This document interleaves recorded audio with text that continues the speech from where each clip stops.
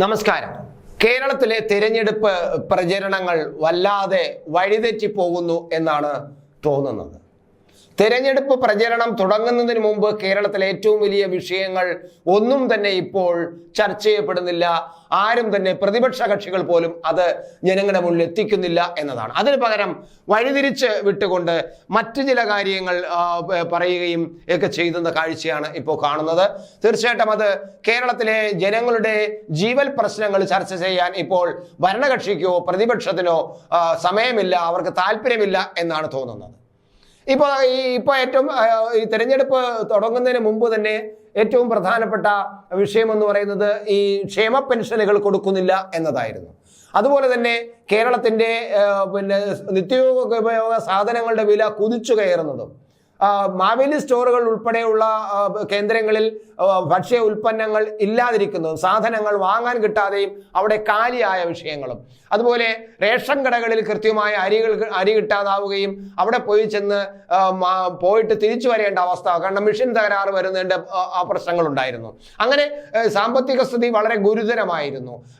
നമ്മുടെ കരാറുകാർക്കൊന്നും പണം കൊടുക്കുന്നില്ല, പഞ്ചായത്തുകൾക്ക് കൃത്യമായിട്ട് പണം കൊടുത്തിട്ടില്ല. അങ്ങനെ എല്ലാ ആരോഗ്യ രംഗത്ത് ആശുപത്രിയിൽ മരുന്നുകൾ കിട്ടുന്നില്ല. ഇങ്ങനെ തുടങ്ങി നിരവധി വിഷയങ്ങളാണ് പ്രതിപക്ഷം ഇതിനു മുമ്പ് തെരഞ്ഞെടുപ്പിന് മുമ്പ് ഉയർത്തിക്കാട്ടിക്കൊണ്ട് വന്നത്. എന്നാൽ തെരഞ്ഞെടുപ്പ് തുടങ്ങിയതോടുകൂടി പ്രതിപക്ഷം ജനങ്ങളുടെ സാധാരണ വിഷയങ്ങൾ പോലും മറന്നിരിക്കുന്നു എന്നാണ് തോന്നുന്നത്. ഭരണപക്ഷം സ്വാഭാവികമായിട്ടും മറക്കും, കാരണം ഭരണപക്ഷത്തിന് ഓർമ്മിക്കാൻ താല്പര്യം കാണില്ല. കേരളം ഭരിക്കുന്ന ഇടതുപക്ഷ ജനാധിപത്യ മുന്നണിക്ക് ഒരിക്കലും അവരുടെ ഈ ഭരണകാലത്തുണ്ടായിരിക്കുന്ന ഈ പരാജയങ്ങളെ പറയാനോ അതിനെ ജനങ്ങളുടെ മുമ്പിൽ സമ്മതിക്കാനോ കഴിയില്ല. എന്നാൽ പ്രതിപക്ഷം അതല്ല ചെയ്യേണ്ടിയിരുന്നത്. എന്നാൽ പ്രതിപക്ഷം ഇപ്പോൾ മാറിയിരിക്കുന്നു എന്നാണ്. ഇപ്പൊ രാഹുൽ ഗാന്ധി പപ്പു ആണോ, ഞാൻ പപ്പു എന്ന് വിളിക്കണോ, കോൺഗ്രസ്സുകാർ വിളിച്ച വാക്ക് ഞാൻ ഇനി വിളിക്കില്ല, അല്ലെങ്കിൽ വിളിക്കേണ്ടി വരുമോ?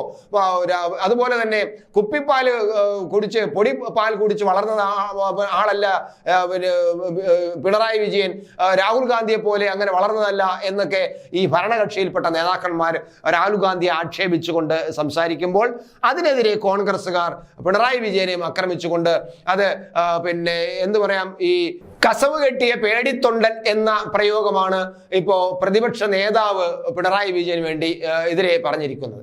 അങ്ങനെ പരസ്പരം വ്യക്തിപരമായി ആക്ഷേപിച്ചുകൊണ്ടുള്ള പ്രചരണങ്ങൾ നടക്കുമ്പോൾ കേരളത്തിലെ ജനങ്ങളുടെ വിഷയങ്ങൾ ആര് പറയും എന്ന ചോദ്യം ഉയരുക തന്നെയാണ് ചെയ്യുന്നത്.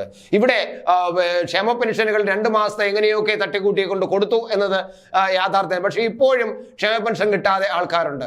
ഈ ചട്ടിയെടുത്ത് രംഗത്തിറങ്ങിയവരുണ്ട്, അതിനെതിരെ ശക്തമായി പ്രതികരിച്ചവരുണ്ട്.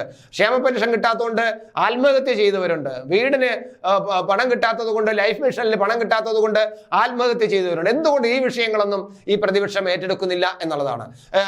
ഈ കേന്ദ്ര ഗവൺമെന്റ് അല്ലെങ്കിൽ BJPയുടെ ഗവൺമെന്റ് യഥാർത്ഥത്തിൽ അവരുടെ കേരളത്തിൽ നടപ്പിലാക്കിയ വിഷയങ്ങൾ അതിന്റെ ലിസ്റ്റുകൾ പ്രസിദ്ധീകരിച്ചുകൊണ്ട് വീടുകളിൽ അതിന്റെ ലിസ്റ്റുകൾ അഭ്യർത്ഥനയോടൊപ്പം കൊണ്ടെത്തിച്ചുമാണ് അവർ പ്രചരണം നടത്തുന്നത്. ഇന്ന കാര്യങ്ങൾ ഞങ്ങൾ ചെയ്തു, അതുകൊണ്ട് ഞങ്ങൾ കേരളത്തിന് വേണ്ടി നിൽക്കുന്നതാണ്, കേരളത്തിന്റെ വികസനത്തിന് വേണ്ടിയാണെന്ന് പറയുന്നുണ്ട്.